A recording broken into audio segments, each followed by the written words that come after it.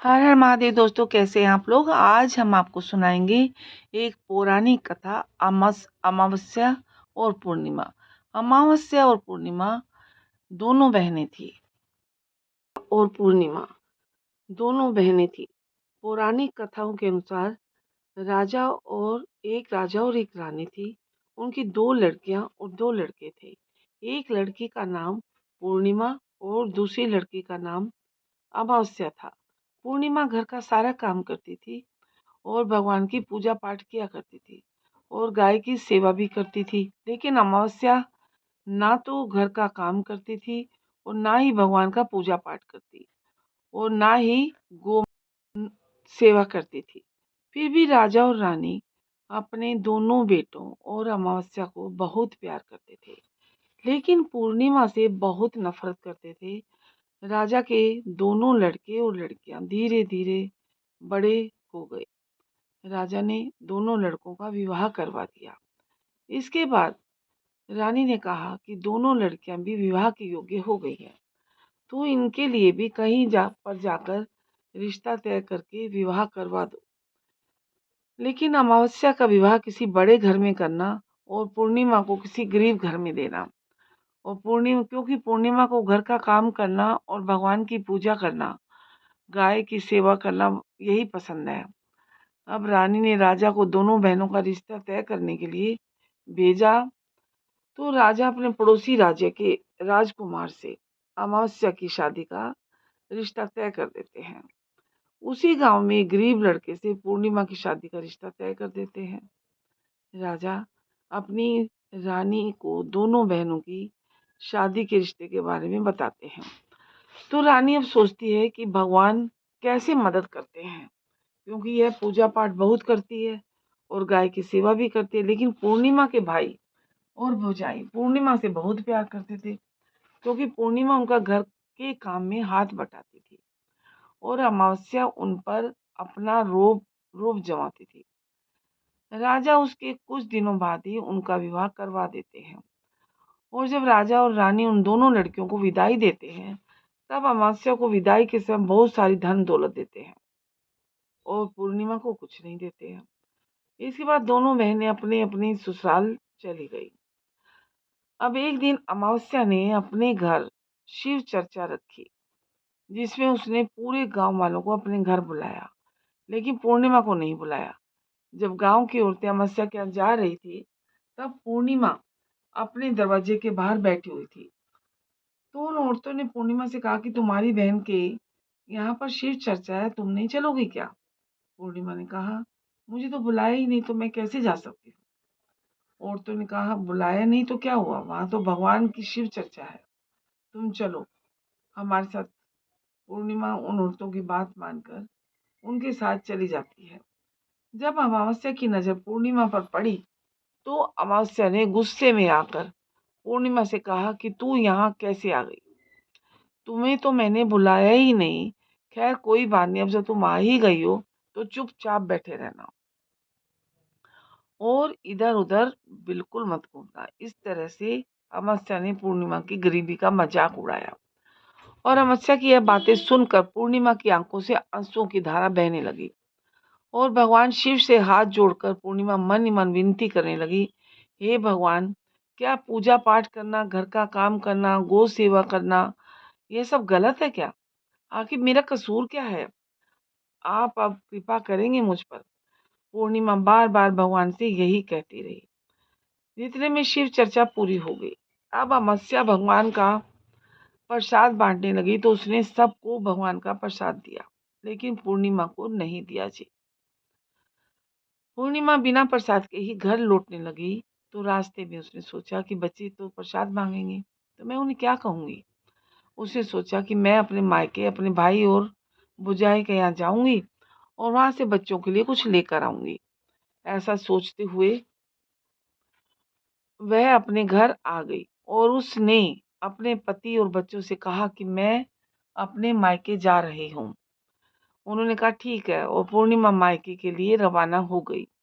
चलते चलते एक चबूतरा आया, जिस पर तुलसी का पौधा लगा हुआ था और उस चबूतरे पर एक बूढ़ी औरत बैठी हुई थी। वह कोई और नहीं, साक्षात लक्ष्मी माता थी। साक्षात तुलसी माँ थी। उस बूढ़ी औरत ने पूर्णिमा से कहा, बेटी तुम कौन हो और कहाँ जा रही हो? तो पूर्णिमा ने उस बूढ़ी औरत से पूर्णिमा ने कहा, यह तुलसी का पौधा सूख रहा है, इसमें थोड़ा पानी डाल दो और इस चबूतरे को सफाई कर दो, तो जिससे मुझे थोड़ी ठंडक मिलेगी।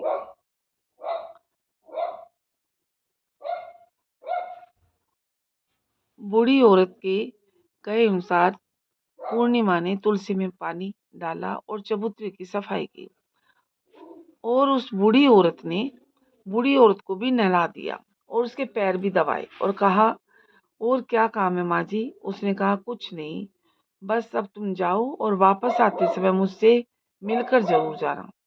पूर्णिमा ने कहा, ठीक है माँ जी, और वह वहां से रवाना हुई। तो चलते चलते आगे एक शिव मंदिर आया।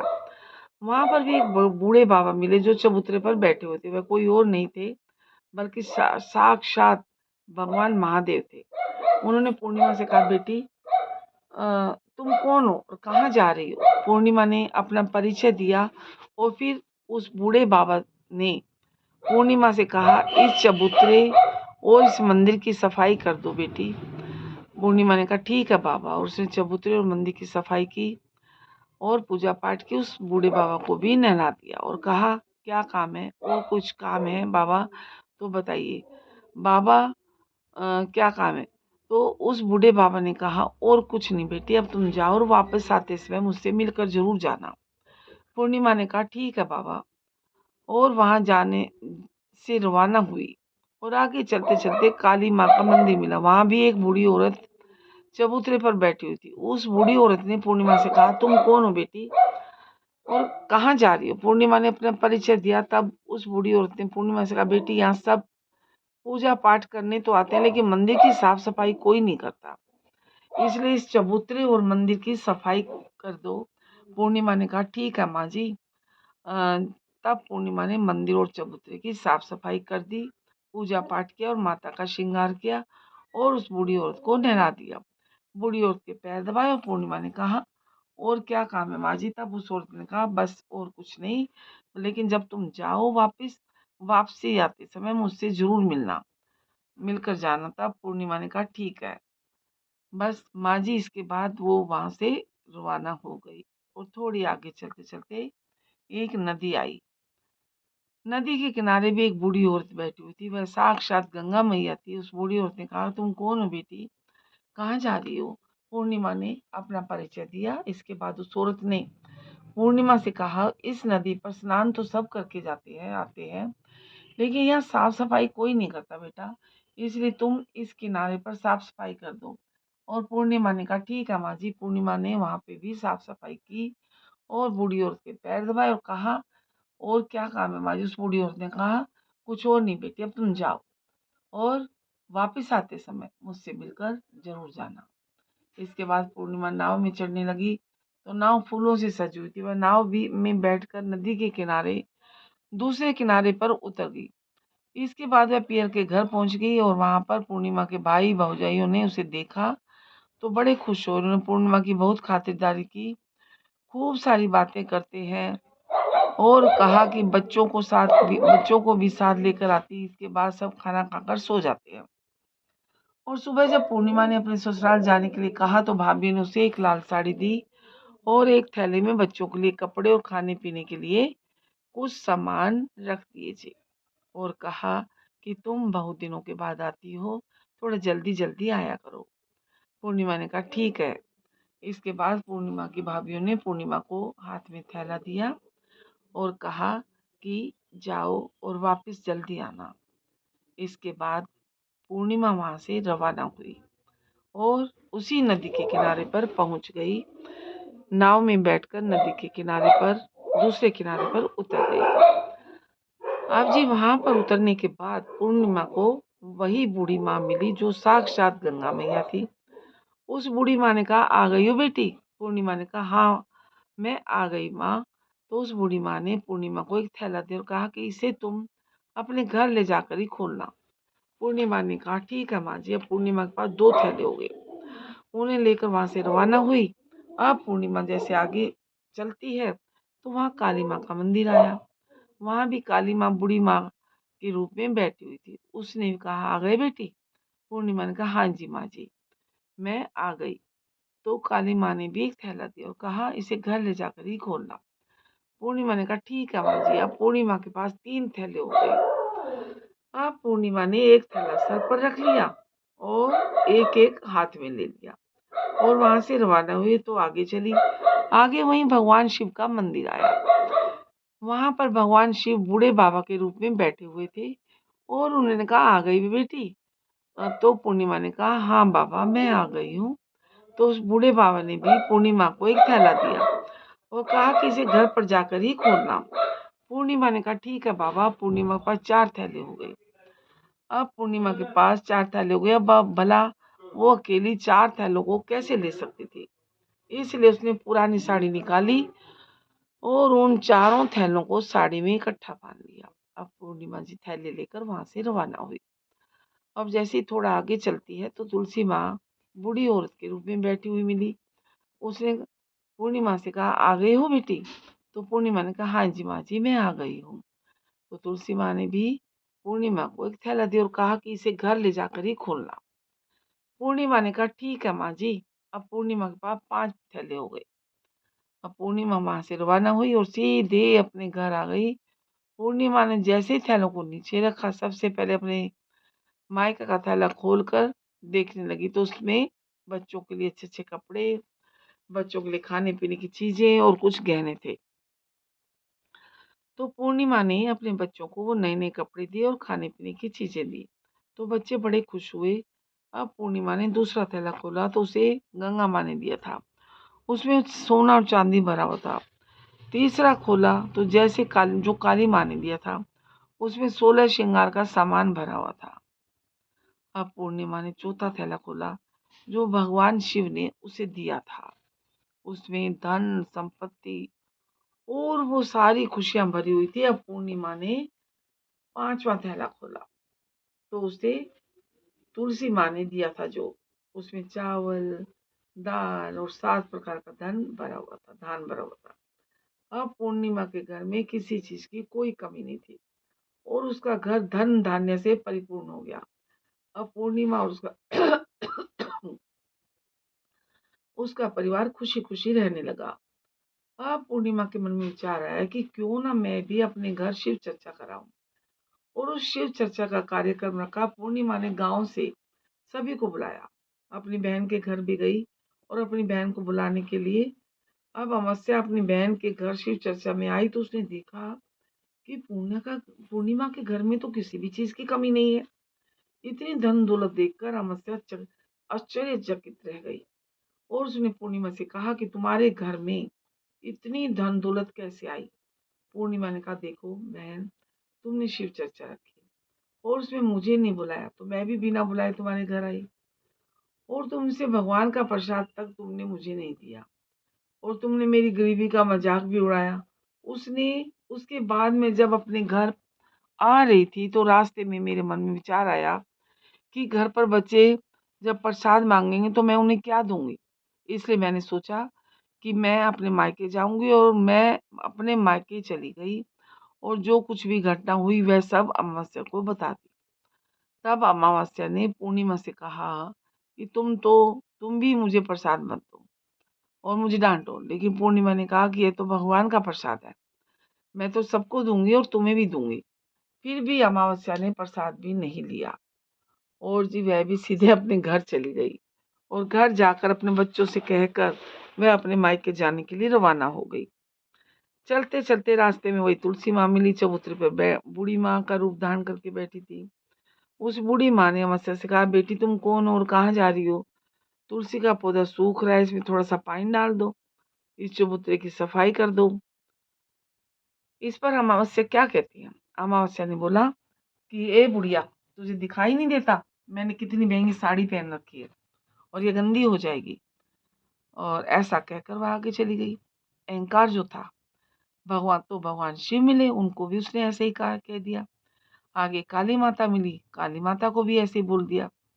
उसके बाद गंगा मिली, गंगा मैया को उसने ऐसे ही कह दिया। इसके बाद वह नाव में बैठने लगी। तो नाव में फूलों की जगह कांटे थे जो उसके पैरों में चुभ गए, और उसने वह दूसरे किनारे पर उतरकर अपने मायके चली आई। जब वहां उसकी भौजाइयों ने देखा तो वे आपस में धीरे से बोली, काम की ना काज की, ढाई सेर अनाज की। ले, ये बला कहाँ से आ गई? अब आ रही है, आ ही गई है तो ठीक है। पूर्णिमा तो अपने काम में हाथ बटाती थी, और या तो कोई काम ही तो करेगी नहीं। अब उन्होंने खाना बनाया, खाकर सो गई। अमावस्या सुबह उठी और अपनी भौजाइयों से कहा कि मैं अपनी ससुराल जा रही हूँ। तो उन्होंने कहा ठीक है, तुम जाओ। अमावस्या बोली, पूर्णिमा को तो तुमने एक थैला दिया था और मुझे कुछ भी नहीं दोगे क्या? भौजाई ने कहा तुम घर जाओ, थैला तुम्हारे घर पहुंच जाएगा। और फिर वह वहां से रवाना हुई। नदी के किनारे पहुंची। वहां गंगा मैया बूढ़ी माँ का रूप धारण करके बैठी थी। बूढ़ी माँ ने कहा आ गई हो बेटी? उसने कहा हाँ आ गई। अमावस्या ने कहा तुमने पूर्णिमा को एक थैला दिया था और मुझे नहीं दोगी क्या? बूढ़ी माँ ने कहा तुम अपने घर जाओ, थैला तुम्हारे घर पहुंच जाएगा। और जी इसके बाद काली माँ ने भी ऐसे ही कह दिया, इसके बाद शिव ने भी ऐसे ही कह दिया। फिर आगे चल के तुलसी माँ ने भी उसको ऐसे ही कह दिया कि तुम घर जाओ, थैला तुम्हारे घर पहुंच जाएगा। इसके बाद जब वह अपने घर पहुंची तो आंगन में 5 थैले रखे थे। अमावस्या ने अपने मन में सोचा कि आज तो मैं निहाल हो गई। उसने जल्दी जल्दी से सभी थैलों को खोला। उसमें किसी में मिट्टी, किसी में पत्थर, किसी में गोबर, किसी में कंकड़, किसी में कोयला, सांप और बिच्छू भरे हुए थे। यह सब देखकर उसने अपना सिर पकड़कर रोने लगी। भगवान, मुझे मायके में भी कुछ नहीं मिला और इन थैलों में भी तुमने मुझे कुछ नहीं दिया। इसके बाद अमावस्या दौड़ती हुई अपनी बहन पूर्णिमा के घर जाती है और पूर्णिमा से कहती है कि मुझे तो इतना सब कुछ मिला और तुझे इतना सब कुछ मिला, मुझे तो कुछ भी नहीं मिला। आखिर क्यों? पूर्णिमा ने कहा कि मैं जब अपने मायके जाती हूँ तो अपनी भौजाइयों के साथ मिलकर काम करती हूँ, और तुमने कभी उनकी इज्जत नहीं की, इसलिए तुम्हें वो भला क्या देती। और इसके बाद तुमने गंगा माँ को ठुकरा दिया, काली माँ को भी ठुकरा दिया, भगवान शिव को भी ठुकरा दिया, और तुमने तुलसी माँ को भी ठुकरा दिया, इसलिए उन्होंने भी तुम्हें कुछ नहीं दिया। अमावस्या बोली, बहन मुझे माफ कर दो, मैंने सदा तुम पर अत्याचार किए हैं और मुझे कुछ भी नहीं मिला तो कोई बात नहीं, मैं भगवान की भक्ति करके सब कुछ प्राप्त कर लूंगी, लेकिन मुझे इतना रहस्य बताओ। तो पूर्णिमा ने कहा तुम 3 सूत्र का ज्ञान ले लो। पहले सूत्र में दया दया मांगना, दूसरे में चर्चा करना, तीसरे सूत्र में 108 बार ओम नमः शिवाय का जाप करना। बहन, भगवान ने जो 3 सूत्र दिए हैं इनको हम अपने हृदय में बसा लेना। और मैंने सच्चे मन से भगवान की पूजा पाठ की, इसलिए मेरे पास कुछ नहीं था, फिर भी भगवान ने मुझे सब कुछ दिया, और तुम्हारे पास जो सब कुछ था वो भी खत्म हो गया। इसके बाद अमावस्या अपने घर गई और भगवान की पूजा पाठ करने लगी, भगवान शिव से माफी मांगी, गौ सेवा करने लगी, दूसरों की मदद करने लगी। वीडियो दोस्तों अगर आपको पसंद आया हो तो इसको लाइक करें, ज़्यादा से ज़्यादा लोगों को शेयर करें, और अगर आप चैनल पर नए हैं तो सब्सक्राइब करना ना भूलें। तो मैं अपने दोस्तों के साथ इस वीडियो को शेयर करिए, और वीडियो में अंत तक जुड़े रहने के लिए आप सभी का बहुत बहुत धन्यवाद। वीडियो पूरी देखिएगा, अंत तक देखिएगा, आधी अधूरी मत देखिएगा। धन्यवाद।